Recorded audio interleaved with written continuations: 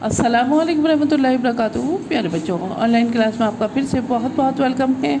तो बेटा कैसे हैं आप सब? उम्मीद है सब खैरियत से होंगे।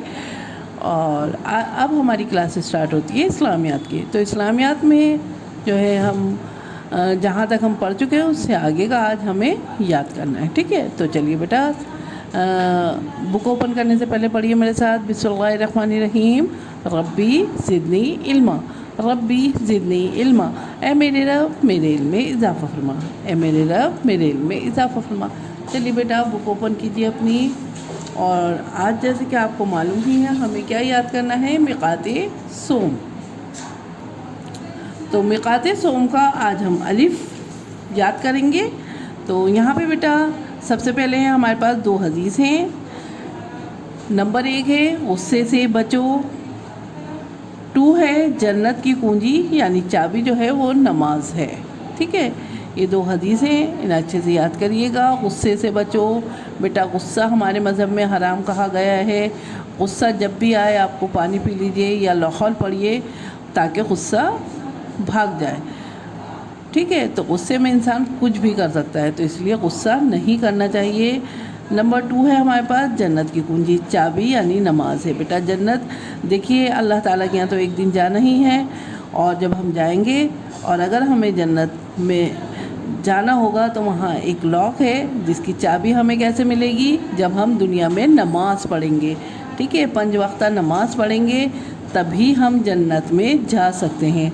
अगर हमने नमाज नहीं पढ़ी दुनिया में यहाँ पर, जैसे कि तो हम रह रहे हैं यहाँ पे और हम नमाज नहीं पढ़ेंगे तो बेटा हम जन्नत में नहीं जा सकते।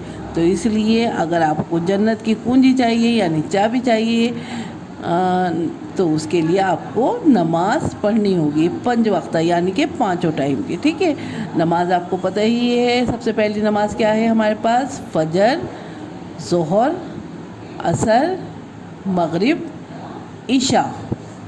हमारे पास 5 नमाज़ें हैं, इन्हें 5 वक्ता नमाज कहते हैं और इनको हमें डेली पढ़ना चाहिए। बेटा आप अभी छोटे हैं, आप नहीं पढ़ते, लेकिन आपकी मम्मी पढ़ती हैं तो आप मम्मी के साथ पढ़ा कीजिए। अभी से आपको आदत पड़ेगी और आप इंशाअल्लाह ताला जब तक आप बड़े होंगे आपको नमाज़ पढ़ने की आदत पड़ जाएगी। ठीक है, तो इसलिए अपने जो बॉयज़ हैं वो अपने पापा के साथ मस्जिद में जाया कीजिए, पापा के साथ पढ़ा कीजिए नमाज।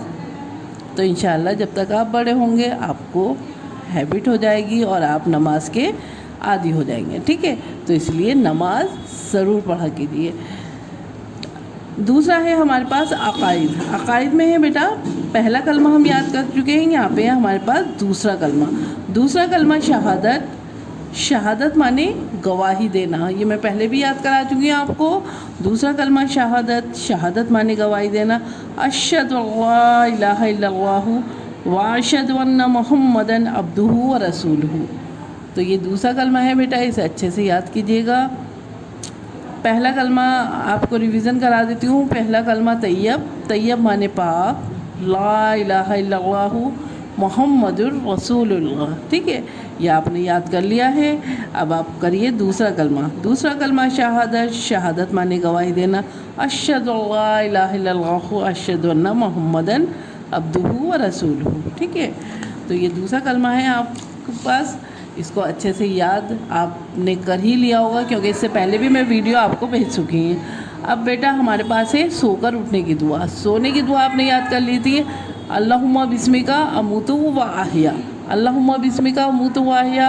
अब है हमारे पास जब हम सोकर उठ जाएंगे तब कौन सी दुआ पढ़नी है, तो पढ़िए मेरे साथ। अल्हम्दुलिल्लाहिल्लज़ी अहयाना बअदमा अमातना व इलैहिन नुशूर, अल्हम्दुलिल्लाहिल्लज़ी अहयाना बअदमा अमातना व इलैहिन नुशूर।